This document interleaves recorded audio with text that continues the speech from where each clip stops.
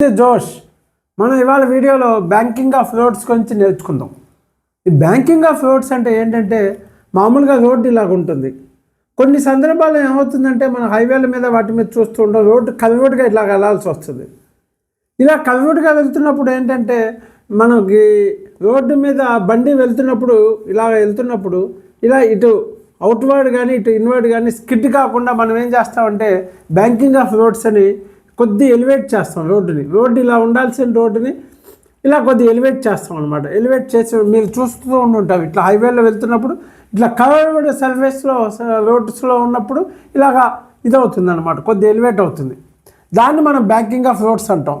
అలా వేయటం వల్ల ఉపయోగం ఏంటంటే ఈ వెళ్తున్నప్పుడు స్పీడ్గా వెళ్తున్నా కానీ వెహికల్ స్కిడ్ కాకుండా ఆ బ్యాంకింగ్ అనేది కాపాడుతుంది అనమాట. ఓకే, ఇప్పుడు మ్యాథమెటికల్గా ఏంటి అని చూద్దాం. ఇలా మామూలు రోడ్డు అనమాట, ఇలాగా రోడ్డు ఇది ఇట్లాగా హారిజాంటల్ డైరెక్షన్లో రోడ్డు ఉంది. ఇది మనం ఇట్లాగా ఈ బ్యాంకింగ్ ఆఫ్ రోడ్డుని కొద్ది ఎలివేట్ చేశాడు. మామూలుగా ఇలా ఉండాలి హారిజాంటల్గా, మిగతా చోట ఇలాగ ఉంటుంది. ఈ కర్వ్ స్టార్ట్ అయినప్పుడు ఈ రోడ్డుని ఇలాగ వస్తుంది అనమాట. ఇలా వచ్చినప్పుడు ఈ హారిజాంటల్కి ఈ రోడ్డుని ఇట్లా ఎలివేట్ చేశాడు, దానికి మధ్య యాంగిల్ తీటా అనుకుందాం. తీటా అనుకున్నప్పుడు దీనికి మనం ఏం చేస్తున్నామంటే ఈ రోడ్ల మీద మనకి వెహికల్ ఇలా వెళ్తుంది, మన కారు ఇలా వెళ్తుంది. మనం ఇప్పుడు కారు మీద అప్లై అయ్యే ఫోర్స్లు ఏమేంటి చూద్దాం. ఎప్పుడు మనకి డైరెక్షన్లో వెర్టికల్గా డౌన్వర్డ్ డైరెక్షన్లో ఎంజీ వెయిట్ అనేది అప్లై అవుతుంది. ఎప్పుడు ఈ డైరెక్షన్లో వెహికల్కి పర్పెండికులర్గా వెర్టికల్ డైరెక్షన్లో దీనికి పర్పెండికులర్, మామూలు హారిజాంటల్కి కాదు, దీనికి పర్పెండికులర్గా నార్మల్ ఫోర్స్ అప్లై అవుతుంది. అదే తర్వాత ఫస్ట్ అక్కడ ఆపుదాం. తర్వాత ఈ హారిజాంటల్కి దీనికి స్లాంట్ రోడ్డుకి మధ్య యాంగిల్ తీటా అనుకుందాం. ఫర్ ఎగ్జాంపుల్ ఇలా ఉంది తీటా అని అనుకుంటే మనం ఏం చేసామంటే హారిజాంటల్కి ఈ వెర్టికల్ అనేది 90 degrees, ఈ స్లాంట్ రోడ్డుకి ఈ నార్మల్ డైరెక్షన్ అనేది 90 degrees. మనం ఇలాగున్న దాన్ని ఏం చేసామంటే దీన్ని 90 degrees తిప్పాం, దీన్ని కూడా 90 degrees ఇలా రొటేట్ చేసాం. ఇలా రొటేట్ చేస్తే ఇలా వస్తుంది, ఈ రెండు వస్తాయి మనకి. ఈ వీటి మధ్య యాంగిల్ తీటా, దీన్ని 90 చేసాం, దీన్ని 90కి మనం రొటేట్ చేసాం కాబట్టి వాటి మధ్య కూడా యాంగిల్ ఇట్లా ఉన్నదాన్ని మనం ఇలా చేసాం రిటర్న్లోగా. ఇలా చేయటం వల్ల వాటి మధ్య కూడా యాంగిల్ తీటా ఉంటుంది. ఇది కొద్ది కన్ఫ్యూజ్ లేకుండా ఒక్కసారి మీరు గమనించినాక ఇప్పుడు మనం వెర్టికల్గా డౌన్వర్డ్ డైరెక్షన్లో ఎంజీ అనుకున్నాము, ఇటు ఏమైనా ఎన్ అనుకుందాం. ఈ ఎన్ని కాంపోనెంట్స్గా రిజాల్వ్ చేద్దాం. ఎన్ని కాంపోనెంట్స్గా రిజాల్వ్ చేయాలంటే ఈ తీటా డైరెక్షన్లో పక్కన తీటా ఉంది, తీటా యాంగిల్ చేసే డైరెక్షన్లో ఇది మీకు తెలిసిందే ఎన్ కాస్ తీటా ఉంటుంది.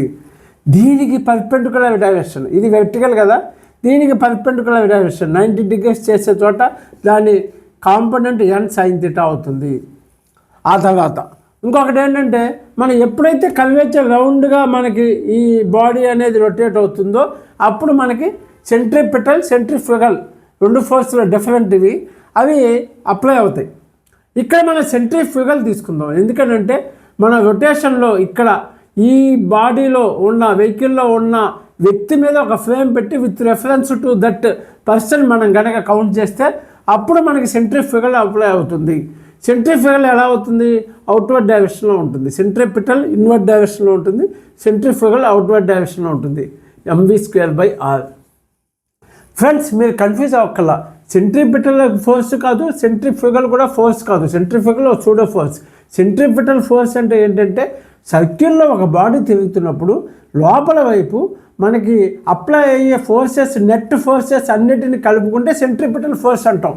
సెంట్రిపిటల్ అనేది it is not an extra force. అలాగే సెంట్రిపిటల్ ఎప్పుడు అప్లై అవుతుంది? ఇక్కడి నుంచి ఎక్కడైనా రోడ్ బయట నుంచి చూస్తున్నప్పుడు సెంట్రిపిటల్ అప్లై అవుతుంది. కానీ మనం ఇక్కడ ఏం చేసాం, ఒక మ్యాథమెటికల్గా ఈజీగా ఉండటానికి ఈ బాడీలోనే మనం ఒక యాక్సిస్ని ఫిక్స్ చేసి దాని నుంచి చూస్తే సెంట్రిఫ్యూగల్ అప్లై అవుతుంది, ఒక సూడో ఫోర్స్. అది mv²/r. ఇప్పుడు మనకేంటంటే ఇట్లాగా వీటి యాంగిల్ మధ్య ఇది చూద్దాం. ఇప్పుడు మనం వెర్టికల్గా ఉన్న డైరెక్షన్లో మనకి ఏంటంటే ఉన్నవి బ్యాలెన్స్ చేసుకునేవి, హారిజాంటల్వి ఉన్నవి చూసుకుందాం. హారిజాంటల్ చూడండి, ఎన్ సైన్ తీటా ఇటువైపు ఉంది. It is balanced by mv²/r. అలాగే వెర్టికల్ డైరెక్షన్లో చూడండి, ఎన్ కాస్ తీటా. దీన్ని ఏది బ్యాలెన్స్ చేస్తుంది? ఎంజీ. ఇది బై ఇది వేసేయండి, ఇక్కడే వేసేస్తున్నా. ఈ ఎన్ క్యాన్సిల్ అయిపోతాయి, ఈ ఎమ్ క్యాన్సిల్ అయిపోయి sine theta by cos theta అంటే tan theta is equal to V square పైన ఉంటుంది, కింద డినామినేటర్లో ఆర్, ఈ డినామినేటర్లో ఆర్జీ. ఈ వి స్క్వేర్ ఒక్కటే ఇట్లా ఉంచేసేయండి, ఇటువైపు క్రాస్ మల్టిప్లై చేస్తే V square is equal to RG tan theta. Or దీన్నే వి ఈజ్ ఈక్వల్ టు దీన్ని స్క్వేర్ రూట్ చేస్తే దీన్ని కూడా చేయాలి కాబట్టి రూట్ ఆర్జీ ట్యాన్ థీటా. అంటే మన వెహికల్ కనుక ఈ స్పీడ్లో అప్రాక్సిమేట్గా ఈ స్పీడ్లో కనుక వెళ్తుంటే స్కిడ్ కాకుండా ఇన్వర్డ్ కానీ అవుట్వర్డ్ కానీ స్కిడ్ కాకుండా ఇలా ఉంటుంది.